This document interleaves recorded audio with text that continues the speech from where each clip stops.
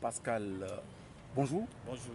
Vous avez rencontré la presse aujourd'hui au niveau de l'association des anciens boxeurs du Togo. Et quel en est les objectifs? Bon, en fait, l'objectif de notre rencontre, c'est suite à l'appel de l'association des anciens boxeurs pour redynamiser, n'est-ce pas, la boxe togolaise que nous sommes venus, pour voir qu'est-ce qu'il faut faire pour améliorer les conditions de vie des clubs de boxe à la Fédération togolaise de boxe. Voilà, vous êtes à l'intérieur du pays, vous entraînez le club ASCO Boxing Club de Kara, bien sûr. Quelle est la situation de l'autre côté-là? La situation est complètement alarmante parce que les clubs n'existent pas. Ils existent de nom, mais en réalité, quand vous allez à l'intérieur, même nous avons eu à rencontrer certains chefs d'inspection de l'intérieur. Quand vous allez, on vous dit mais qu'est-ce que c'est que la boxe? Qu'est-ce que c'est que la boxe? Parce que les clubs ne fonctionnent pas.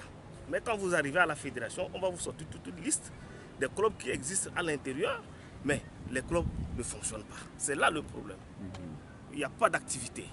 La fédération demande aux clubs de fonctionner, de travailler, mais on ne forme pas des entraîneurs normalement pour l'activité de la boxe à l'intérieur du pays. Vous avez organisé une compétition d'exhibition. Votre club est sanctionné tout comme les autres aussi. Bien sûr, Pourquoi? bien sûr.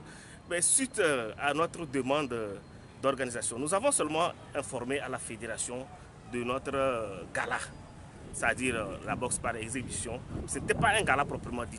C'est-à-dire, on organise un petit combat des athlètes boxeurs qui va permettre aux gens d'apprécier un peu le talent des athlètes boxeurs du milieu.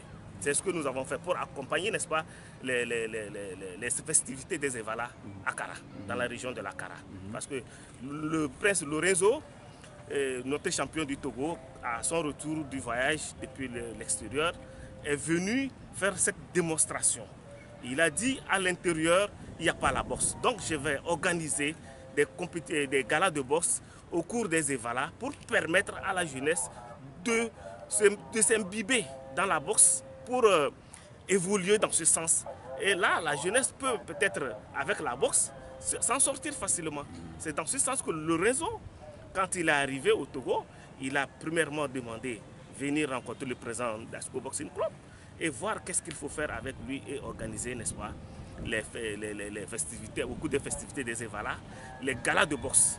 Et là, il nous a émerveillés avec cette organisation et nous avons, avec lui, essayé de faire ça jusqu'à 5e, 6e édition. Cette année, nous avons fait la 7e édition. Et là, c'est dans ce sens que la fédération a dit non, que Lorenzo ne doit pas organiser, que non, qu'ils n'ont pas donné autorisation à Lorenzo d'organiser sa 7e édition.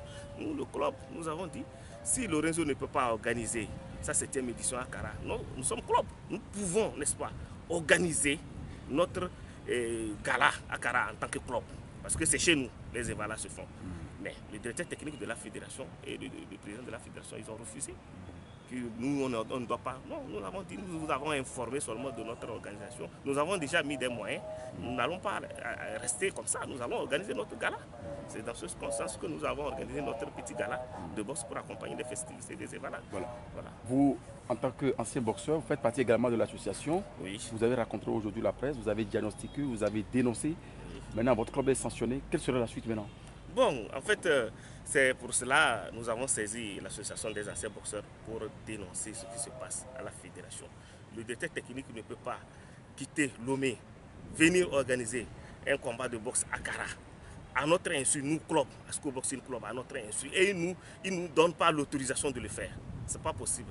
Donc, nous dénonçons ça à la fédération, au ministère, au CNO, pour dire que la fédération ne fait pas son travail. Nous ne sommes pas d'accord avec cette extension. C'est pour ça que nous avons demandé au ancien président des boxeurs de nous inviter à cette conférence de presse. Vous soutenez l'idée selon laquelle il y a un changement aujourd'hui de façon à ce que la boxe puisse connaître un lendemain meilleur? Oui, bon, en fait, avec ce qui se passe actuellement à la fédération, on n'a pas toutes les chances de réussir. Si on ne réorganise pas la fédération, on n'a pas toutes les chances de réussir la boxe togolaise. Est-ce que la fédération est dans un état d'épinésie? La fédération est complètement malade. La fédération les membres de fédération qui dirigent la fédération ne sont pas les gens crédibles pour pouvoir gérer cette fédération. Parce qu'on ne peut pas prendre un menuisier pour aller travailler à la place d'un assistant médical. Je ne sais pas si vous me comprenez. Ça doit changer alors. Voilà, donc c'est ça. Il faut des gens capables de gérer la fédération togolaise de boxe pour faire le travail de la boxe au Togo. Monsieur Pascal, merci beaucoup à vous. Merci.